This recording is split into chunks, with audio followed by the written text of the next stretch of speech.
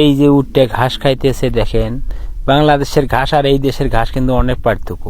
এই দেশের ঘাস দেখেন কত বড় বড় হয়েছে, ছোটতেও খায়, কিন্তু মরুভূমিতে অনেক ঘাস, প্রচুর ঘাস এই দেশে মরুভূমিতে। এই জন্য অন্য কোনো তো ইয়ে নেই, মানে গেলে ছাগল আর উট তো দেখেন এই ঘাসগুলো যে খাইতেছে, বড় বড় ঘাস না, তারা খাইতেছে এই এরা যেটা খাইবো কাইটটা খাইতেছে না, গোড়াটা খাইবো, আর যে মাথাটা যে আছে এটা ফালাই দিব, পরে শুকাইবো যখন এটা তখন বিস্কুটের মতন খাইবো।